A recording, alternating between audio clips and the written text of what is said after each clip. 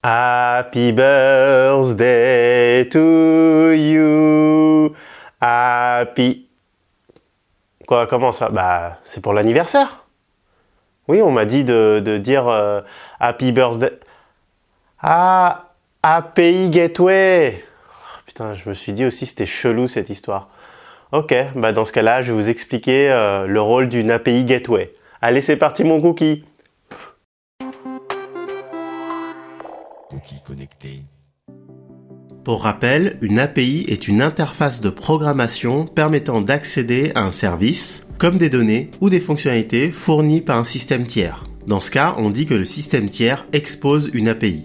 Et si vous voulez en savoir plus, je vous conseille d'aller voir ma vidéo dédiée sur les API. L'API Gateway, ou passerelle API en français, est comme son nom l'indique, un dispositif qui joue le rôle de passerelle pour permettre aux clients externes d'utiliser des API internes et donc les services derrière ces API. Il évite ainsi aux clients la lourdeur de devoir connaître les emplacements de chaque instance du service utilisé, et ainsi le client a juste besoin de contacter l'API Gateway.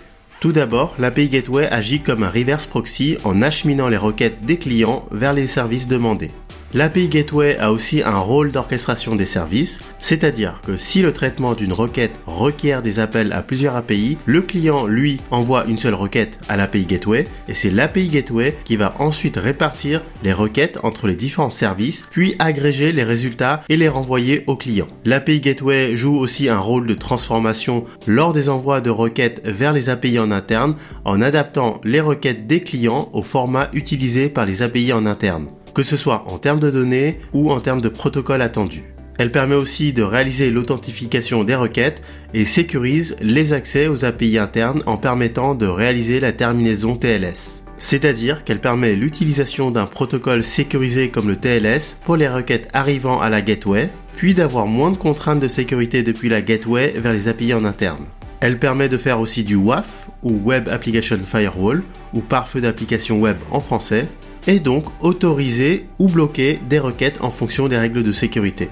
L'API Gateway permet aussi de gérer le monitoring des différentes API back-end, par exemple pour mesurer le temps de réponse, les performances, les taux d'erreur ou la gestion des logs, etc. Et enfin, l'API Gateway va proposer des fonctionnalités pour gérer la monétisation des API. Et ça, c'est hyper important parce que les entreprises peuvent générer des revenus de la consommation de ces services via les API. L'API Gateway permet donc globalement de centraliser les différentes tâches transverses qui n'ont plus besoin d'être développées au sein de chaque service. Côté service back-end, cela fait donc gagner énormément de temps aux développeurs qui peuvent se concentrer dans le développement de la logique métier pour les services, au lieu par exemple de passer du temps à redévelopper la partie authentification pour chaque service par exemple. Et pour l'entreprise, l'API Gateway permet de publier, gérer et sécuriser facilement ces API. Côté client, l'API Gateway permet de fournir une expérience simple et optimisée des services exposés en masquant toute la complexité du back-end. Ensuite, l'API Gateway est aussi indispensable dans une architecture microservice. Pour rappel, une architecture microservice est une approche d'architecture logicielle où une application est décomposée en plusieurs petits services et le tout forme l'application. Et ces microservices peuvent être appelés par des API. Et vous l'avez compris, c'est là qu'on va faire appel à l'API Gateway pour les mêmes raisons qu'on a déjà vues en début de vidéo. Si vous voulez aller plus loin sur le sujet des microservices, je vous recommande une vidéo dédiée que j'ai fait sur ce sujet sur ma chaîne. Et pour terminer cette vidéo, on va voir la différence entre API Gateway et Service Mesh parce qu'il y a souvent une confusion entre les deux.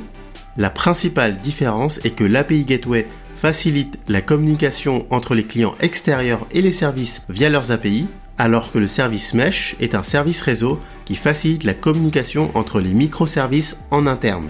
Et si vous voulez en savoir plus sur le service Mesh, je vous conseille d'aller voir aussi une vidéo que j'ai faite sur le sujet sur ma chaîne. Voilà, cette vidéo est terminée. J'espère qu'elle vous a plu et j'espère qu'elle vous a aidé. Si c'est le cas, mettez un pouce bleu, donnez-moi votre avis dans les commentaires et si ce n'est pas déjà fait, abonnez-vous. Et nous, on se donne rendez-vous à la prochaine vidéo. Bye!